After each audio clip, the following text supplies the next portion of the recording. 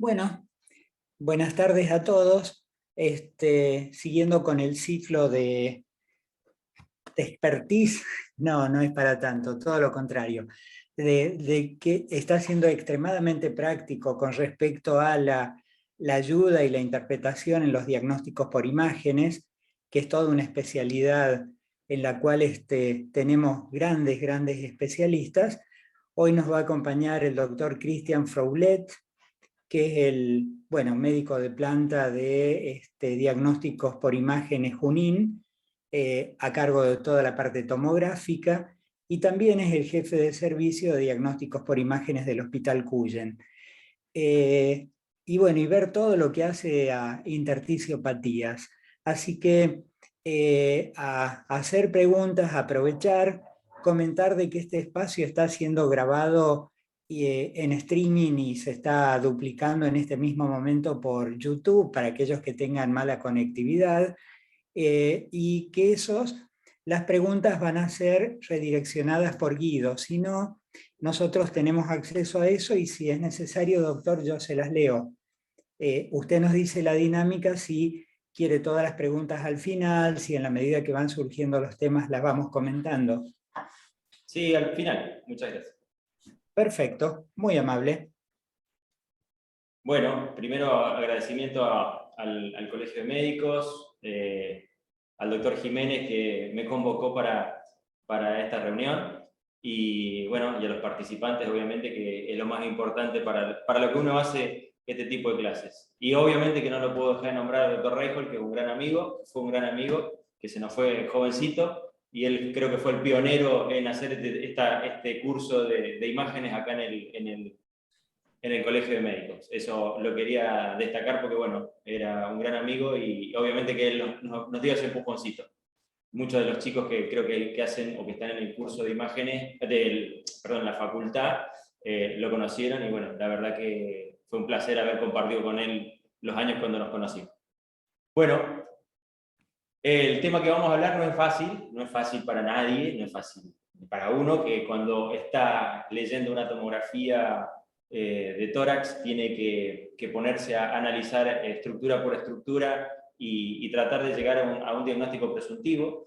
Yo siempre digo que hablar de interticiopatías no es fácil y la tenemos que hacer siempre en conjunto, en un comité multidisciplinario. Nosotros en el hospital estamos con eso hace un año o 2 años casi. Ya antes de la pandemia ya habíamos empezado con un comité, tanto de oncología como de enfermedades intersticiales pulmonares. Difícil estar, coordinar, pero bueno,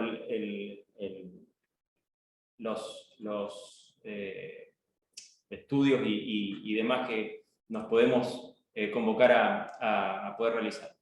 Así que, bueno, vamos a tirar algunos objetivos que me propuse para tener la charla. Uno de ellos, que tenemos que conocer la anatomía del lobulillo secundario, qué patrones básicos podemos encontrar en la tomografía computada de alta resolución. Eso ustedes van a ver TACAR, ¿por qué? Muchos dicen una TACAR, tomografía computada de alta resolución. Qué distribuciones tienen esas anomalías, y después, a ver algunos diagnósticos diferenciales de enfermedades pulmonares intersticiales y algunos casitos clínicos que tenemos. Para definir lo que es una enfermedad intersticial pulmonar, o EPI, o enfermedad pulmonar infiltrativa difusa, aguda o crónica, engloba un grupo heterogéneo de procesos, ¿no? Caracterizados por una reacción inflamatoria que se produce a nivel de la pared alveolar, desencadenado por distintos antígenos que llegan al epitelio alveolar a través de su inhalación. En este dibujo, uno puede llegar a evaluar el reflujo gastroesofágico, alguna infección viral, el tabaquismo. Esto es la estructura alveolar. Y esas noxas que entran al alveolo producen una reacción sobre las células epiteliales tipo 2, hacen esa destrucción, miofibroblastos, esa reparación, engrosamiento de la pared alveolar, y este mecanismo de fibrosis que se produce en el pulmón, más o menos la fisiopatogenia. Nosotros hacemos imágenes, pero no los quiero tampoco aburrir con eso, pero más o menos a dónde es que se produce y por qué se produce esa alteración a nivel alveolar y esa reacción inflamatoria que produce esta proliferación miofibroblástica y el depósito de esa matriz extracelular y engrosamiento de la pared del alveolar. Esa es una de las causas que podemos llegar a tener. En relación a la anatomía, el lobulillo secundario, qué es lo que tenemos que nosotros ver y qué es lo que constituye la unidad funcional del pulmón, es el lobulillo pulmonar secundario. Si ustedes ven, es una unidad anatómica, fíjense que esto es una escala de 1 centímetro. Lo que contiene ese lobulillo secundario, fíjense que más o menos entre unos 5 y 15 alvéolos, contiene lo que es la arteria central del lobulillo. Y ustedes, si ven la estructura anatómica, esto es la parte del intersticio, ustedes ven ahí, por acá circulan los vasos linfáticos y las estructuras venosas. Para entenderlo anatómicamente, ustedes tienen que evaluar que tenemos ese intersticio axial, que es el intersticio peribroncovascular, el intersticio interlobar centrilobulillar, que está alrededor del lobulillo, y después el intersticio septal, que lo van a ver a nivel periférico.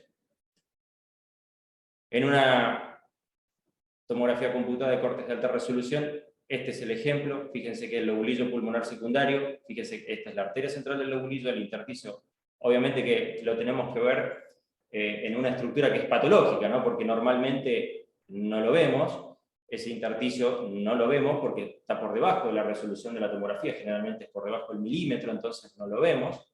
Cuando tenemos un engrosamiento intersticial es cuando nosotros tenemos una patología.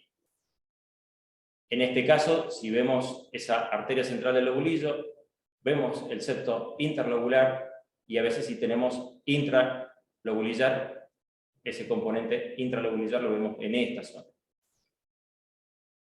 Esto, como lo pueden apreciar, es patológico. Generalmente esto se puede dar en una enfermedad carcinomatosa o linfangitis carcinomatosa, como para que ustedes tengan un ejemplo para empezar a ver. En esta interpretación básica uno tiene distintos patrones que necesitamos ver con la tomografía computada de alta resolución. Ustedes dicen tomografía computada de alta resolución, son cortes que se realizan volumétricos, ¿no? Ya no es el corte a corte que se hacían con los tomógrafos antiguos, ahora obviamente que con cortes volumétricos uno adquiere un paquete de imágenes que generalmente son de 1 milímetro y después uno mediante software y distintas computadoras podemos analizar los planos, tanto en plano sagital, axial y coronal, y eso nos permite hacer esa reconstrucción multiplanar, por eso se denomina MPR, y uno puede llegar a evaluar todas las estructuras anatómicas con mayor precisión. Como les decía, esta interpretación básica vamos a desglosar algunos de estos patrones reticulares, el patrón nodular, el de alta atenuación, y por qué también se dice patrón de baja atenuación. Se dice patrón reticular a ese patrón que vemos a nivel intersticial, que puede ser liso, nodular o irregular. Esto es una linfangitis carcinomatosa. Si ustedes pueden ver, este intersticio tiene alguna característica irregular, como alguna imagen nodular a nivel interlobular, y a nivel centrilobulillar también tengo afectación. Fíjense que esto es a nivel del lóbulo superior izquierdo, segmento apical o apico posterior, donde se observa algún área esmerilado con tendencia a consolidación, y ese compromiso intersticial que puede ser, como les decía, liso, irregular o nodular. Con respecto al patrón nodular, fíjense que tenemos 3 características que uno tiene que evaluar cuando está analizando una tomografía de tórax. Ese patrón puede ser aleatorio, puede ser centrilobulillar, como puede ser acá que se le denomina tipo árbol-en-brote, o perilinfático. Distintas patologías nos pueden dar este tipo de patrón. Normalmente el centrilobulillar generalmente es por una cuestión anatómica y por vía inhalatoria que se deposita a nivel del centro del lobulillo. Randomizado generalmente a veces en las linfangitis carcinomatosas o en la sarcoidosis o en la silicosis. Y también este perilinfático también afecta al intersticio axial, como habíamos dicho, fíjense en este slide, ese componente axial o peribroncovascular y el compromiso septal o subpleural. Esto es bien perilinfático, como habíamos dicho en la primera diapositiva, en la anatomía, cómo se dirigen las estructuras anatómicas o de sostén, que es el intersticio peribroncovascular o intersticio periférico. Entonces, cuando uno tiene estos múltiples nódulos, lo que analiza, dice, bueno, ¿estos nódulos dónde están? ¿Cerca de la pleura o están alejados de la pleura? Si los vemos que estos nódulos están cerca de la pleura, pueden ser subpleurales o peribroncovasculares, y si tiene una distribución perilinfática. Bueno, si tengo esta distribución perilinfática, tengo algunas patologías que yo puedo decir, me puedo acercar a un diagnóstico presuntivo, es decir, será una sarcoidosis, será una silicosis o una linfaquitis carcinomatosa. Si estos nódulos pleurales los veo en forma difusa o randomizada, digo, metástasis, infección miliar, puede ser TBC, puede ser una infección fúngica, y como les decía, si estos nódulos están alejados de la pleura o de las cisuras, es decir, tengo una distribución centroglobular, ¿será una neumonitis por hipersensibilidad? ¿Será un carcinoma bronquial alveolar, el viejo carcinoma bronquial alveolar, o una bronquiolitis respiratoria?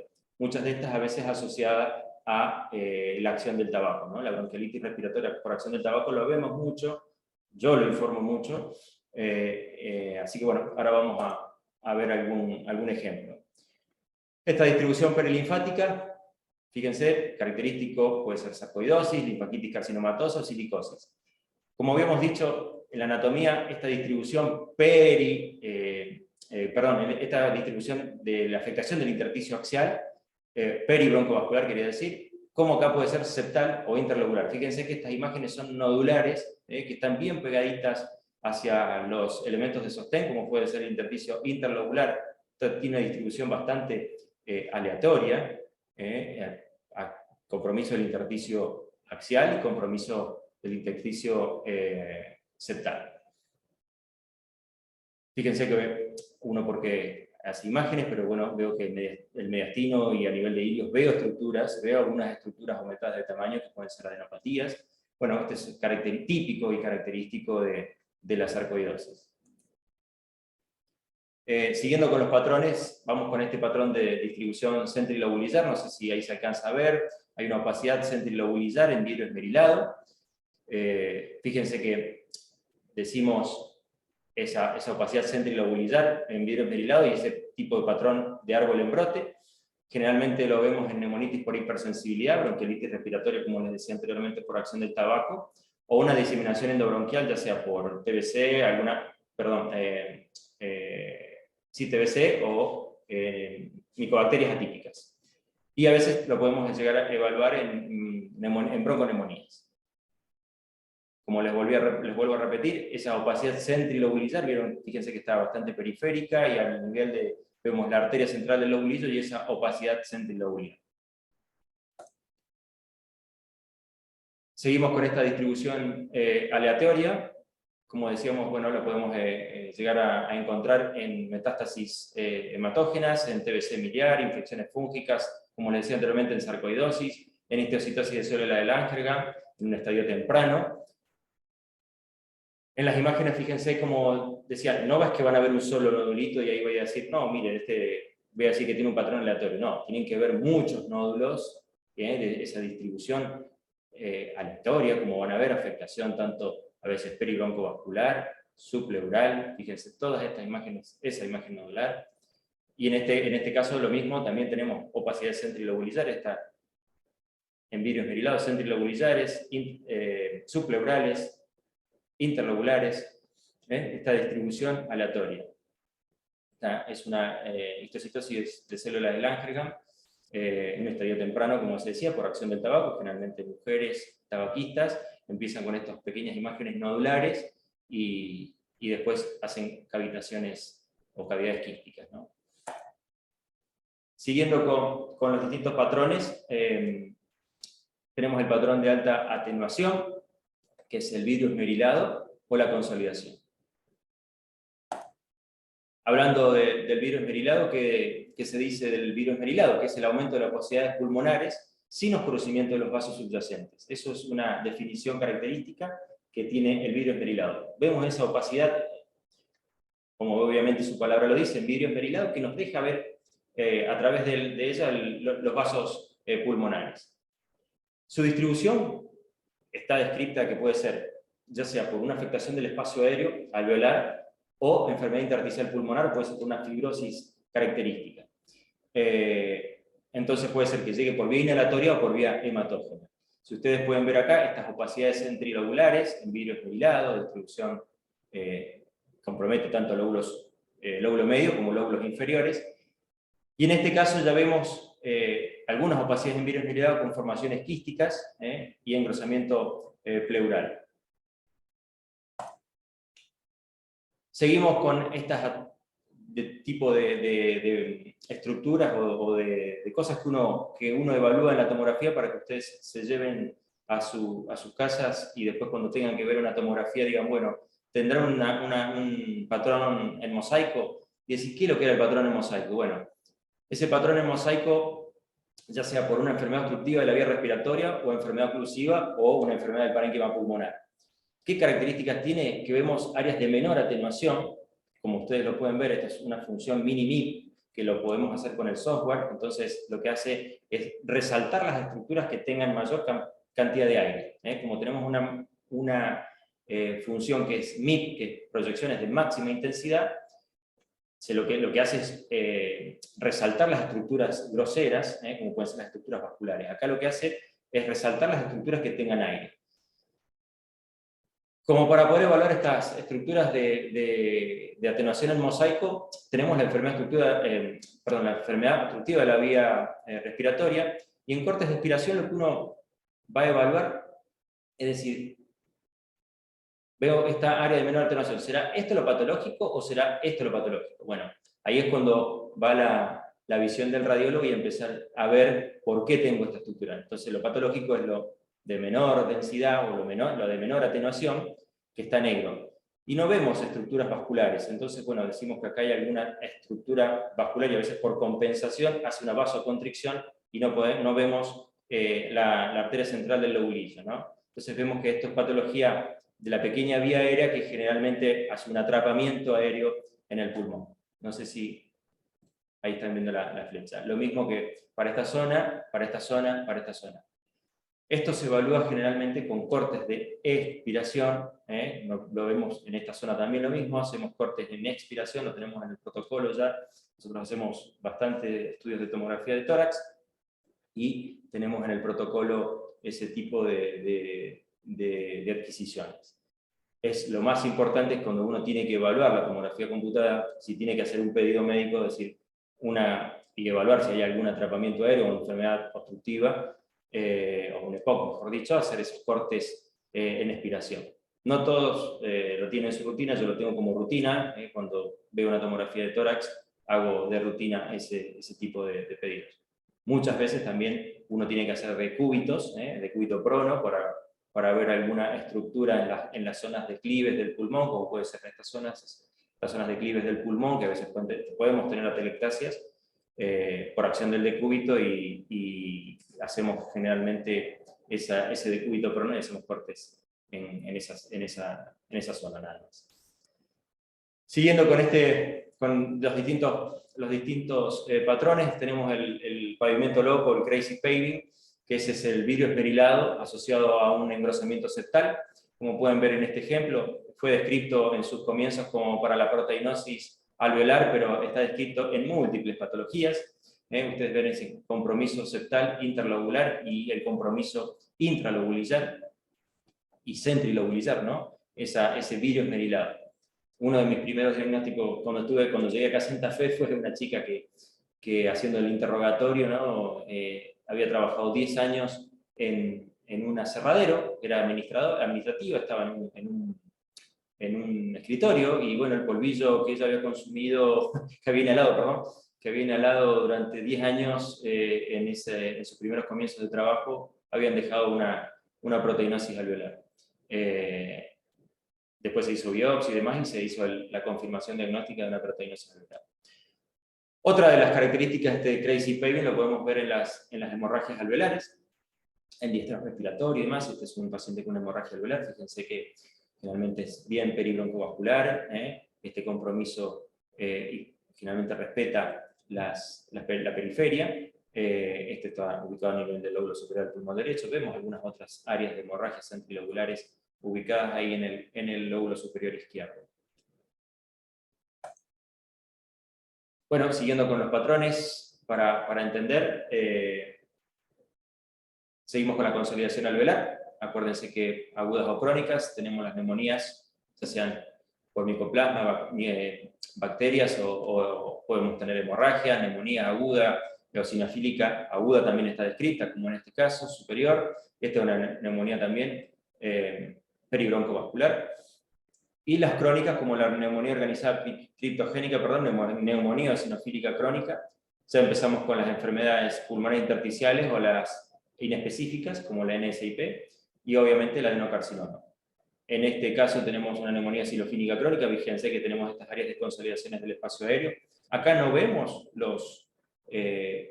las estructuras vasculares y sí vemos los bronquios. Fíjense que tiene una distribución bastante periférica, que esa es una de las características a veces de la neumonía eosinofílica crónica. Seguimos con los patrones de baja atenuación. Obviamente que tenemos las bronquiectasias por tracción, las cavidades quísticas, el enfisema pulmonar, el signo del anillo de sello, como se pueden ver en algunas bronquiectasias, y el panal de abeja, que son múltiples cavidades quísticas agrupadas, ¿no?, que se ven a nivel de la periferia pulmonar.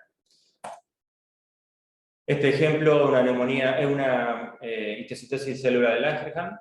Fíjense que una radiografía de tórax frente, tórax hiperaireado, con múltiples opacidades quísticas, que ya hay una destrucción del pulmón. Fíjense que en un estadio inicial pueden aparecer imágenes nodulares, pero en estadios terminales ya aparecen todas estas cavidades quísticas, es una de las características, hay una destrucción del parénquima pulmonar.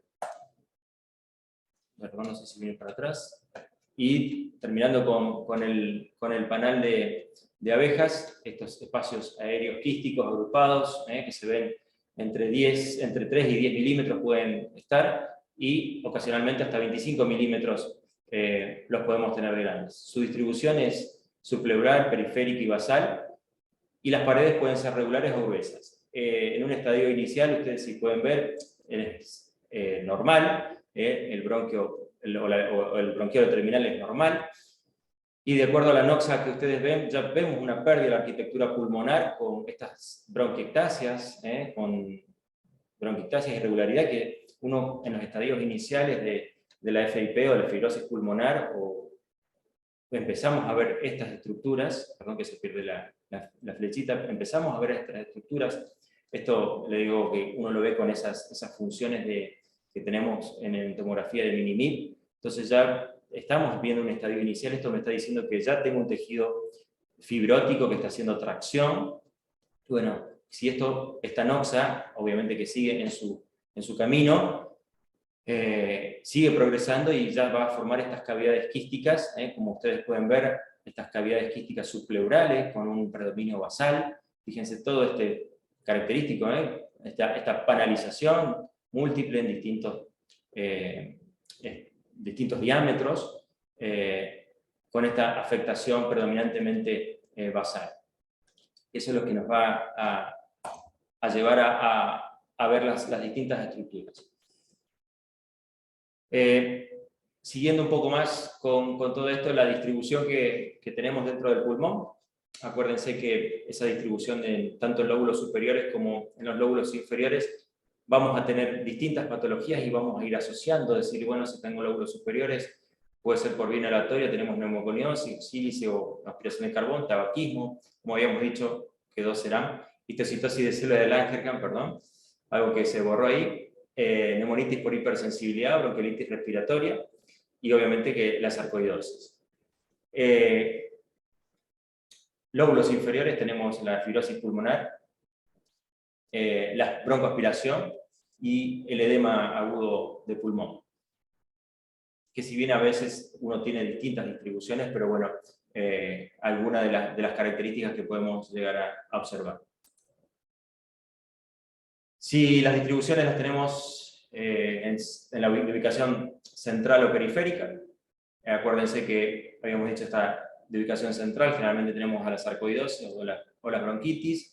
A nivel periférico tenemos la neumonía organizada criptogénica, la VIP o enfermedades del tejido conectivo, o la pestosis también podemos tener esa distribución periférica. Como verán, ya estamos cansados, un poco con falta de aire, buscando ahí el aire y yo un poco de agua. Para seguir con las presentaciones, tengo un caso lindo también, un hombre de 63 años, con dificultad respiratoria, antecedentes de enfermedad pulmonar obstructiva crónica, y obviamente que consulta por esa dificultad respiratoria y nos encontramos con esto, ¿no? De decir, y bueno, ¿qué será? ¿Qué estamos viendo? Unas masas centrales, fibróticas, ¿no? Fíjense que hay una pérdida ya de la arquitectura pulmonar, fíjense que el bronquio lobar inferior tiene alguna alteración en su estructura, vemos algunas imágenes de mayor densidad, puede ser de origen cálcico, y bueno, decimos, ¿qué podrá ser esto? ¿Cuál sería el diagnóstico? Decimos neumonitis por hipersensibilidad, fibrosis quística, posradiación, sarcoidosis, y bueno, hemos estado viendo, fíjense que una ventana de parénquima pulmonar, una ventana de mediastino, y estamos viendo que tenemos adenopatías con calcificaciones, adenopatías algunas de rango glomerular, tanto a nivel subcarinal como a nivel iliar, y estas formaciones o estas masas fibróticas que evaluamos ahí a nivel de los lóbulos superiores. Como les decía, masas fibróticas en lóbulos superiores, nódulos linfáticos, mediastinales calcificados, y obviamente que decimos, ¿qué diagnósticos diferenciales podemos tener de estas masas calcificadas? ¿Tenemos la fibrosis relacionada con radiación? Sí, puede ser. ¿Sarcoidosis? Sí, puede ser. ¿Silicosis? Sí, puede ser. ¿Talcosis? Sí, puede ser. Nos englobamos en estas dos, tanto sarcoidosis como silicosis. Y bueno, analizando este caso de sarcoidosis, se los vengo con el diagnóstico hecho como para que ustedes puedan evaluar. Esto ya es un estadio terminal de la sarcoidosis. Fíjense que vemos nódulos perilinfáticos en lóbulos superiores, interlobulares, peribronquiales, como habíamos descrito anteriormente. Y fíjense que en estos estadios tardíos ya vemos estas masas coalescentes fibróticas en lóbulos superiores y las calcificaciones ganglionares, ¿no? en los ganglios linfáticos. Esto es característico de la sarcoidosis. La silicosis sí tiene también, como para que ustedes lo vean, es muy similar en estos estadios terminales también. Nódulos subpleurales centrilobulares en lóbulos superiores, tenemos esas masas fibróticas, tenemos enfisema paracicatrizal, nódulos linfáticos mediastinales tipo cáscara de huevo, fíjense, una de las características que podemos tener, pero tiene algo que es patognomónico, que a veces lo distingue de la sarcoidosis, como que es el enfisema, este enfisema que vemos paracicatrizal, ¿no? Que se destruye el pulmón. Este enfisema paracicatrizal es uno de los hallazgos que uno puede decir, bueno, esto será silicosis y no una sarcoidosis, ¿no? Difícil, obviamente que no estamos en un ratito y lo hacemos el diagnóstico, a veces uno se pone, lee, estudia un rato más y obviamente con todo el interrogatorio previo al paciente, que es lo fundamental que tenemos que tener, los datos clínicos que uno tiene que tener a veces en la orden médica, y si no la tenemos, es el llamado al colega como para tener una visión un poco mejor y obviamente que poner los diagnósticos diferenciales que sean correctos. Siguiendo con un caso, un hombre de 46 años, una radiografía de frente normal, pero consulta por disnea. Y se le pide la tomografía computada, donde se evalúa que hay, si ustedes pueden ver, algunas dilataciones bronquiales, hay una pérdida de arquitectura pulmonar. Con estas dilataciones bronquiales, de tipo cilíndricas, varicoides. Y si ustedes ven, opacidades en vidrio aislado, y ven que hay un grado de respeto por la pleura, por el espacio subpleural, perdón. Y bueno, esto nos puede llevar a decir, esto no será una UIP, pues yo veo que hay una pérdida de arquitectura, pero digo, bueno, será una UIP. Y después otro hallazgo que uno vio en el análisis, fíjense, a nivel del mediastino, una dilatación esofágica. Decimos, bueno, ¿Qué nos puede llegar a acercar al diagnóstico? ¿Que tiene una enfermedad intersticial pulmonar? Sí, tiene una enfermedad intersticial pulmonar. ¿Tiene una neumonía intersticial no específica? Y puede que tenga una neumonía intersticial no específica con un componente fibrótico, sí. No todos los hallazgos que uno ve, sí, la NSIP no tiene fibrosis, sí, tiene patrón, puede tener patrón fibrótico en algunos estadios. Seguimos, decimos, bueno, tiene signos de fibrosis basal y central, hay un respeto superior relativo, hay una dilatación esofágica, pero no vemos esa panalización o ese panal de abeja que es característico de la fibrosis pulmonar, ¿no? Idiopática. Siguiendo con eso, decimos, bueno, ese respeto subpleural relativo, esa dilatación esofágica y no panalización nos hace pensar una enfermedad de tejido conectivo que tenemos, la esclerodermia. Uno puede hacer ese diagnóstico presuntivo y obviamente que lo hacemos en el comité multidisciplinario, no lo hacemos solo, con los distintos hallazgos radiológicos, nosotros somos una partecita, importante, obviamente que somos una parte importante porque evaluamos las estructuras anatómicas y bueno, después el resto lo evalúa generalmente el neumonólogo, el reumatólogo en conjunto. Como diagnóstico, obviamente que esto es una neumonía intersticial no específica. Esas son las características que habíamos descrito en esa estructura anatómica. Los diagnósticos diferenciales que podemos llegar a obtener en una neumonía intersticial no específica, podemos tener una fibrosis peribroncovascular, ya sea por aspiración, por hemorragia, por una neumonía organizada, por una neumonía intersticial no específica. En este caso, un diagnóstico diferencial que se puede hacer, acuérdense que vimos el virus esmerilado con consolidación, fíjense, virus esmerilado con áreas de consolidación. Generalmente en zonas dependientes está el compromiso. Hay una afectación peribroncovascular y lo que tenemos un hallazgo característico es esa dilatación bronquial transitoria. Eso lo podemos llegar a ver nosotros, es esto que ustedes están viendo acá, esta estructura, esta dilatación bronquial transitoria. Fíjense que se le hace el control, persiste alguna dilatación bronquial transitoria, pero fíjense que este vidrio esmerilado ha desaparecido. Bueno, eso es característico a veces de la broncoaspiración. Fíjense que está en estas zonas dependientes, zonas no dependientes y zonas dependientes, para que a veces cuando uno hace el informe analiza y dice zonas dependientes del pulmón. En la hemorragia alveolar difusa, acuérdense que vemos ese virus esmerilado con consolidación, ya lo habíamos visto, esa consolidación, ese virus esmerilado centrilobular, generalmente respeta la periferia, puede progresar a fibrosis, sí puede progresar a fibrosis recurrente.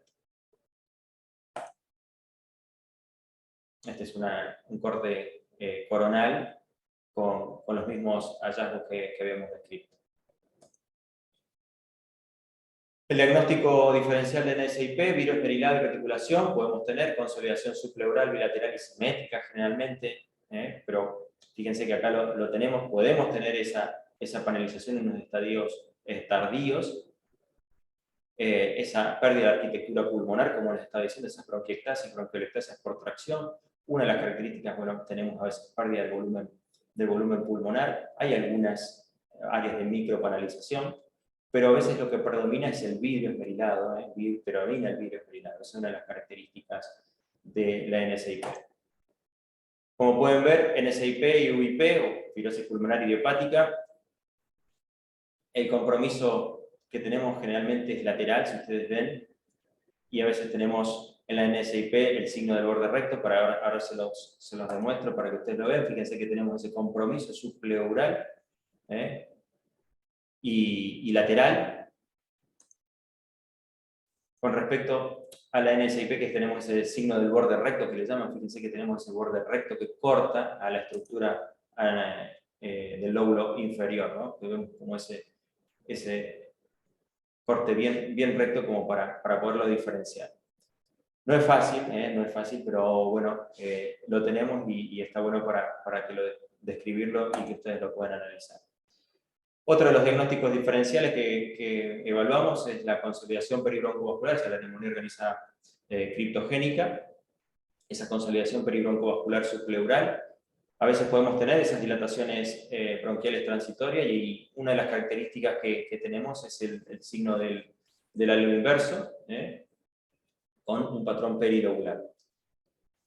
Fíjense, esta es la característica del patrón del halo inverso, vemos esa consolidación periférica y ese virus merilado central, o a veces le llaman el signo del atolón, como las islas de atolón. Esto es característico de la neumonía organizada criptogénica y de otras patologías, como puede ser a veces el tromboembolismo pulmonar agudo, puede dar este signo característico también del halo inverso. Lo vimos mucho en enfermedad infecciosa en COVID, lo vimos mucho, eso es una de las características de COVID también. Bueno, siguiendo, no sé si los estoy aburriendo o no, voy muy rápido, cualquier cosa me dicen. Perfecto, muy bien. Bueno, gracias, Doc. En este también tenemos un paciente hombre de 45 años con artralgia y disnea. Vemos este compromiso, fíjense, peribroncovascular, con dilataciones bronquiales, afectación del intersticio predominantemente axial, si bien tenemos compromiso del intersticio septal. Vemos algunas opacidades en virus merilado. Y vemos ¿qué estamos viendo? El mismo paciente, sí, pero persisten las dilataciones bronquiales y vemos algunas opacidades en virus merilado. Dice, ¿este paciente hizo tratamiento? Sí, se hizo tratamiento con corticoides, hizo un tratamiento con corticoides con una respuesta parcial, ¿no? Ustedes pueden ver esa respuesta parcial, siguieron las dilataciones bronquiales y lo que disminuyó, si ustedes ven, como lo habíamos visto, es en afectación peribroncovascular y el virus merilado persistió. Vamos a los diagnósticos presuntivos que uno podía hacer. Decíamos, bueno, puede ser una dermatomiositis, polimiositis, una artritis reumatoidea, una esclerodermia, un lupus eritematoso sistémico, y pueden ser todas. Pero bueno, algunas de ellas tienen algunas características, como habíamos dicho recién, la consolidación central, esa respuesta a los corticoides, una persistencia leve del virus merilado y la reticulación y las dilataciones bronquiales como habíamos descrito. Vemos esa respuesta a los corticoides y decimos, bueno, vamos a los diagnósticos diferenciales. El que más se nos acercaba era la dermatomiositis y polimiositis, por sus características clínicas y los estudios de laboratorio. Y bueno, vamos a describir algo de los diagnósticos diferenciales de las enfermedades del tejido conectivo. Vamos a hacer una pequeña reseña de esas lesiones, de tanto la dermatomiositis, polimiositis, enfermedad mixta del tejido conectivo, la AR, el lupus eritematoso sistémico, el síndrome de Sjögren y la esclerodermia. Vamos a presentar algunos cuadritos como para que ustedes se lleven y decir, bueno, acercarse a veces al diagnóstico. Ustedes no lo tienen que hacer, pero bueno, nos pueden ayudar y si tienen alguna duda en algún estudio, ahí estaremos para tratar de ayudarlos y llegar al mejor diagnóstico. En estas enfermedades del tejido conectivo, fíjense que el patrón UIP predomina en la artritis reumatoidea, en esclerodermia, pero no predomina tanto en dermatomiositis y polimiositis y en Sjögren. El patrón intersticial no específico, fíjense que predomina no tanto en artritis reumatoidea, pero sí tiene un predominio en esclerodermia, en dermatomiositis y polimiositis y poco en síndrome de Sjögren. La neumonía organizada, fíjense que a veces lo podemos llegar a ver, lo vemos, en artritis reumatoidea, es menos frecuente en esclerodermia, es frecuente en la polimiositis y dermatomiositis, como estuvimos viendo recién en el caso, y no lo vemos en el Sjögren. El bronquiolitis obliterante la vemos en artritis reumatoidea, pocas veces no lo vemos en esclerodermia, en dermatomiositis y en Sjögren. Las bronquiectasias, fíjense que las vemos en artritis reumatoidea, pocas veces en esclerodermia, dermatomiositis y en Sjögren. Y la neumonía intersticial linfoidea es una de las características patognomónicas del Sjögren. Bueno, artritis reumatoidea y UIP, fíjense que ya lo que estuvimos viendo anteriormente, ese panal de abejas Fíjense, todas estas cavidades quísticas, predominantemente en las zonas dependientes del pulmón, en segmentos basales, típico características de fibrosis pulmonar, con una causa, ¿no?, conocida, que la tenemos. Y fíjense estas cavidades quísticas en distinto tamaño, esa pérdida volumétrica que tenemos, de volumen pulmonar. Fíjense que vemos una pérdida de volumen pulmonar, y las bronquiectasias, algunas por tracción, y esta panalización. Ahí tenemos alguna pequeña bronquiectasia por tracción. Una de las características es la bronquiolitis obliterante, por eso yo en la primera presentación, en las primeras diapositivas, les decía ese patrón de menor atenuación, característico del atrapamiento aéreo, ese atrapamiento aéreo, atenuación en mosaico. Y fíjense que acá tenemos un engrosamiento de la pared bronquial, y esa dilatación de la pared bronquial. Y esa área de menor atenuación, fíjense que lo vemos al pulmón más negro, ¿no? Eso es una característica de ese atrapamiento aéreo. NSIP y neumonía organizada, fíjense que recién teníamos el caso que tenemos ese componente de consolidación del espacio aéreo alveolar, ubicación peribroncovascular, con el virus esmerilado, es un engrosamiento septal, característico de la polimiositis y dermatomiositis, ¿no? Esta respuesta que vimos a los corticoides, esta respuesta parcial que se ve a los corticoides, fíjense cómo disminuyó este componente consolidativo y persiste estas áreas en vidrio esmerilado. Como para ir finalizando, el síndrome de Sjögren, fíjense que tenemos estas cavidades nodulares, estas formaciones, nodulares, con algunas cavidades quísticas, fíjense a nivel periférico, algunas centrales, y característico de ubicación peribroncovascular, ¿no? Esta es característica de la neumonía intersticial linfoidea, por depósito linfoide, ¿no?, a nivel del parénquima pulmonar, que produce estas áreas de destrucción pulmonar. Fíjense que tenemos estas formaciones sólidas y quísticas, ¿no?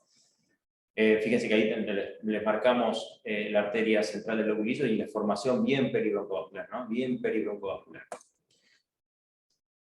Obviamente que este trabajo uno no lo hace solo, acá estamos fíjense que estamos leyendo una placa, pero no estamos solos, siempre multidisciplinario el trabajo que debemos realizar.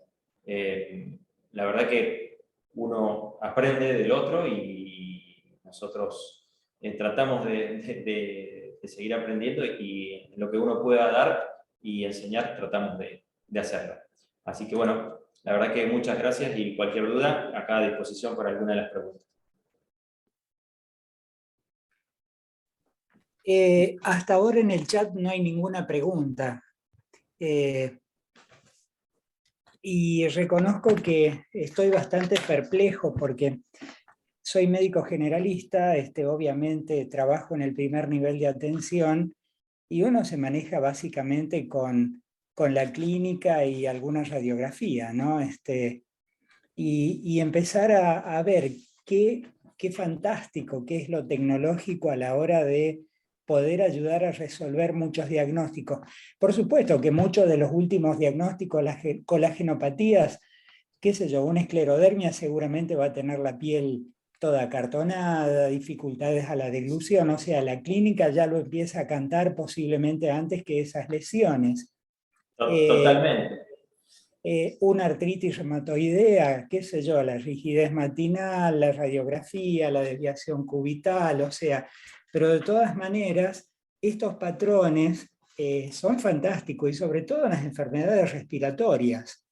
Sí, totalmente, totalmente. Uno a veces, los diagnósticos diferenciales, y uno a veces, cuando puso acá son los casos terminales, ¿no? Que una vez, Claro. Pero cuando tenemos que ver ese patrón intersticial, ese patrón fibrótico, que decir, está en fibrosis, esto es fibrosis, a veces nosotros nos ponemos, discutimos obviamente que con cortes de 1 milímetro, entonces bueno, a veces cambia la terapéutica, tiene que cambiar su terapéutica, uno ya lo encamina y lo pone al paciente, decir, bueno, esta es una IP, o esto dice, esto es una fibrosis pulmonar ya diagnosticada, ¿Es idiopática o no es idiopática? ¿Tenemos alguna causa? ¿Tenemos alguna otra estructura? ¿Es probable, posible o hacemos el diagnóstico ya directo de que si esto es una fibrosis pulmonar? No lo quise tampoco, no sabía si estaba dirigido parte de los estudiantes y uno la dirigí la charla más para los estudiantes que empezaran a entender los distintos patrones y estructuras anatómicas que uno tiene o que uno evalúa, ¿no? Sí, sí, esa correlación anatomopatológica es fantástica, es muy didáctica y me estaba acordando que los libros de medicina hasta hace pocos años, todos los diagnósticos brillantes de los grandes semiólogos e internistas eran post-mortem, con la anatomía patológica, y hoy se pueden hacer con el paciente vivo y dirigir la terapéutica, así que no, es fantástico, realmente muy Bueno, bueno todo esto. esa es la idea que uno tiene cuando hace estas charlas y bueno, tratar de dejar conceptos. Yo soy a veces medio conceptual, voy rápido, me trago un poco, pero trato de dejarlo algo conceptual y que alguien se lleve a decir, bueno, mira, me llevé algo y me quedó algo, ¿no? Esa es No, seguro. la idea. Y elogiar esto del trabajo multidisciplinario, porque Sí, yo creo todos que uno aportamos un no poco. puede trabajar solo. Yo ya le he dicho que nosotros en el hospital y firmamos, y si tomamos decisiones firmamos todos, por una cuestión de que obviamente que decimos nos hacemos responsables y nos hacemos responsables todos de las decisiones que tomamos. Por eso es tan importante en la prescripción sugerir algún diagnóstico posible o alguna clínica que pueda tener el paciente para que así podamos acercar el bochín, como decimos en la jerga, al Exactamente, porque diagnóstico definitivo. a veces uno hace radiomancia, como les digo yo, no tengo datos clínicos, le hago radiomancia. Y entonces Claro, lo que tenemos que tratar, lo que tratar de hacer es comunicarse con el médico solicitante.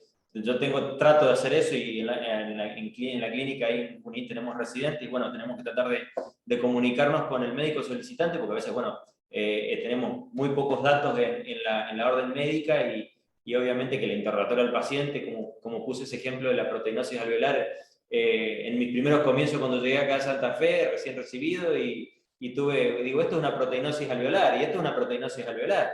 Y veía ese patrón en empedrado característico, y esto es una proteinosis alveolar. Bueno, en el interrogatorio, empecé a hacer yo el interrogatorio a la chica, bueno, así trabajé hace 10 años en un aserradero, pero era administrativa, y bueno, Cristian, no, yo la verdad, bueno, hicimos controles hasta una biopsia, le hicimos una biopsia pulmonar, y ya por tomo también, y bueno, se hizo el diagnóstico de una proteinosis alveolar. qué fantástico, qué bueno, qué bueno. Sigue sin haber preguntas de los anfitriones, inclusive de los que están, Guido, que está del otro lado, tampoco de los que están por el streaming. No, ninguno doctor del streaming ha preguntado nada en YouTube. ¿Me escucha? Perfecto. Ah, sí. Sí, perfecto. ¿Entendieron todo? Sí, o quedamos todos anonadados. No, bueno, Fantástico, doctor.